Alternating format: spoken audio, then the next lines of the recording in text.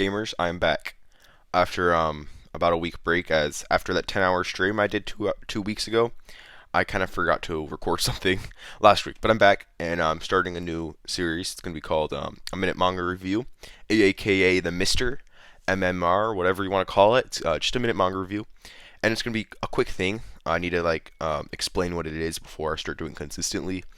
When I say minute, I mean short. So like it could be 4 minutes, it's probably max. It won't ever really go over that.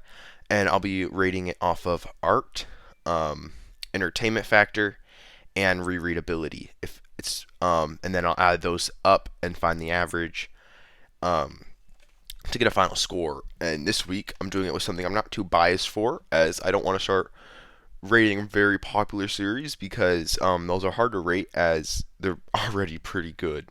But I'm doing Sakamoto Days.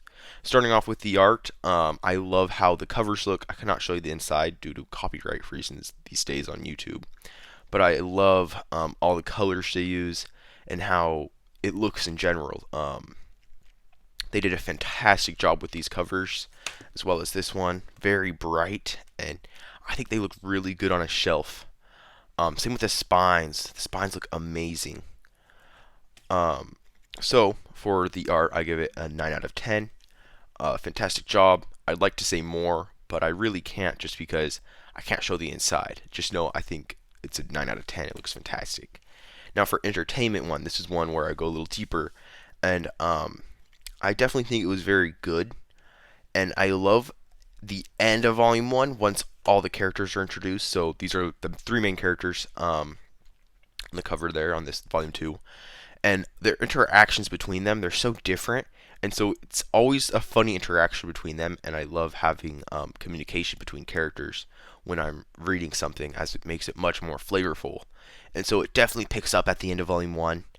But my biggest problem with this series as of Volume 2 is I don't worry about the characters losing. Like, I know the characters are always going to win because they're just kind of that OP.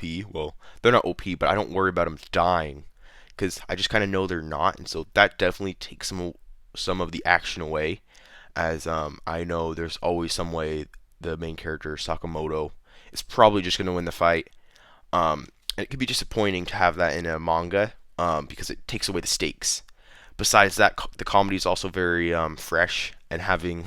It kind of reminds me of the way the House Husband, where it's just like this really serious dude living, well, living as a family man, and I love that part of the manga. So for the entertainment factor, I'd give it a 7. I think it's very good, but it's definitely not something that keeps me wanting to keep flipping the pages and reading more and more chapters. I could really just put it down. And then for rereadability, um, I definitely think it's something I could reread as time passes. Um, like maybe pick up a volume and then read a chapter and then put it down and then maybe do the same thing for the next day.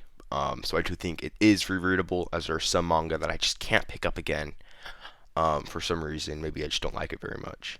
So for that, that's a 9 out of 10. And so artwork is 9, entertainment 7, and then the last one is a 9. And so that's about 8.3 out of 10 for the final score. And I think it was a fantastic manga, and I would recommend reading it.